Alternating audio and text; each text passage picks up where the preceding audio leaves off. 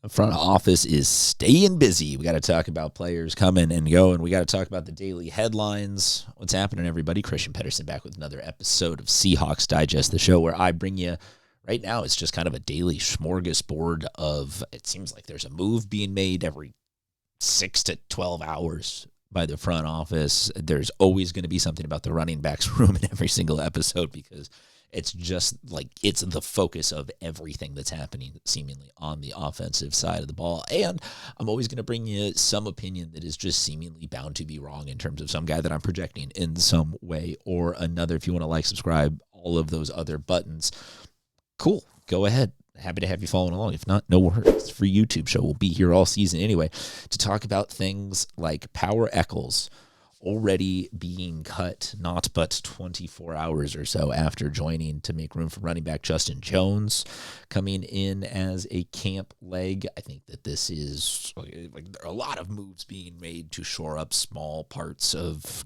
stuff. A lot of moves also just being made to get guys looks and whatnot. Bummer for Power Eccles. I'll take it as good news given that this is a question, and maybe me reading way too much into this, but I think that if the Nick Eamon-Worry thing was getting worse, there would be a need to hold on to linebacker or exchange linebacker for linebacker instead of linebacker for running back immediately following Jadarian Price missing a practice with a little bit of just the bumps and bruises on the lower body.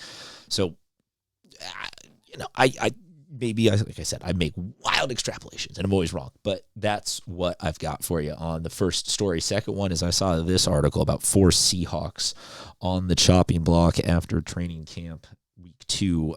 We'll run through the 4 and give you the agree, disagree, or if I like it. First one, and I want to hear from all of you guys on this one, is Bobby Hart, the signing from the Chargers in the offseason. Yeah, I think that unfortunately, not only does it seem like training camp is going well for the offensive line, which really didn't have any moves to be, like there was really only one spot that we were questioning. And then Bo Stevens seems to be doing well enough on his own as a rookie that while offensive line depth is good and is necessary, it kind of feels like Bobby Hart could very likely wind up being the odd man out on that equation.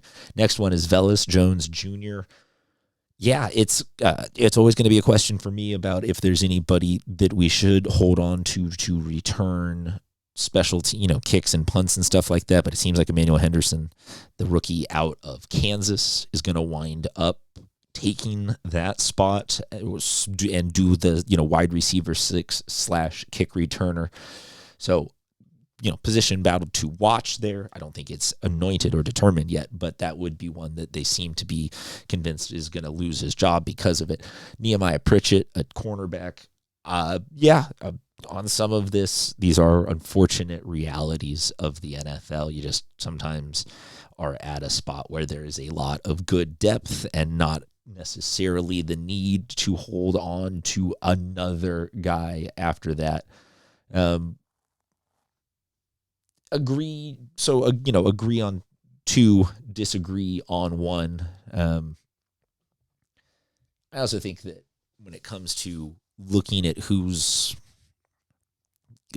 going and coming on all of these roster moves, that at the end of camp, as rosters get slimmed down, there's going to be people coming off of other rosters that the Seahawks front office most likely has their scouting department at least keeping tabs on. So I wouldn't be surprised if the speed of these turnovers and changes doesn't slow down for a minute while we are looking at, between now and the end of the month needing to be when things really get finalized.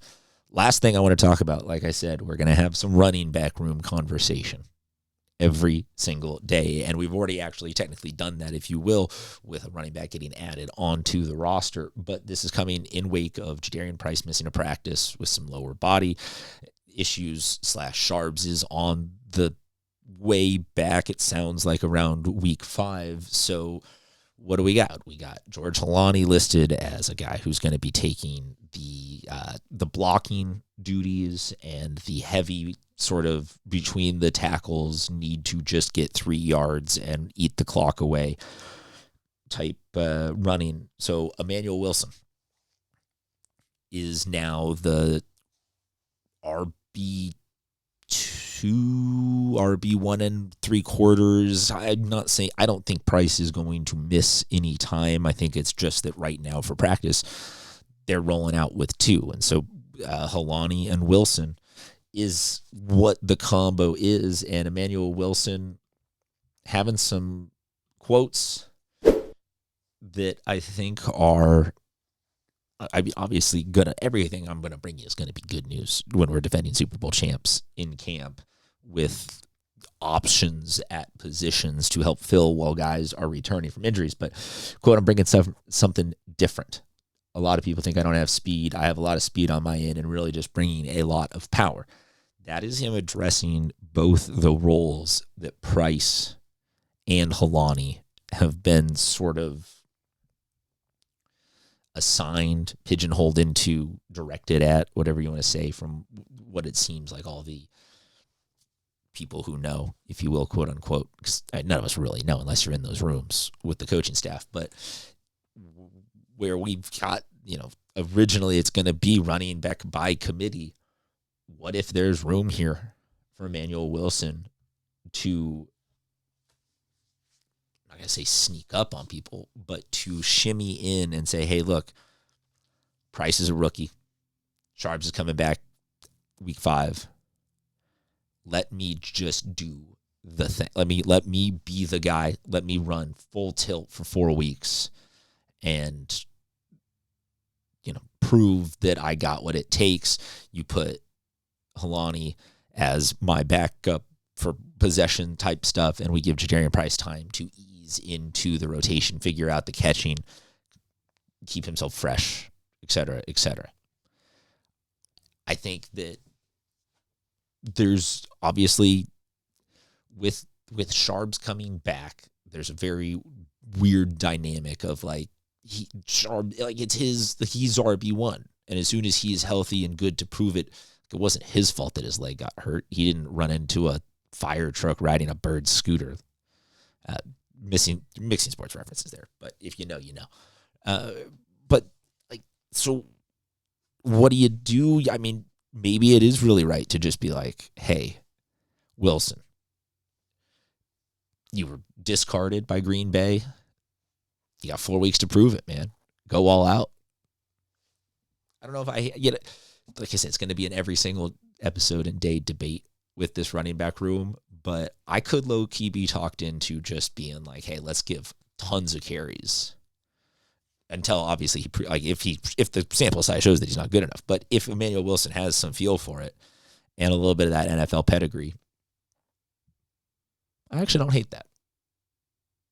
Let me know what you think. Drop a comment, like, subscribe, share, all the other buttons that I'm always told to tell you to press. Until next time, talk to you guys soon.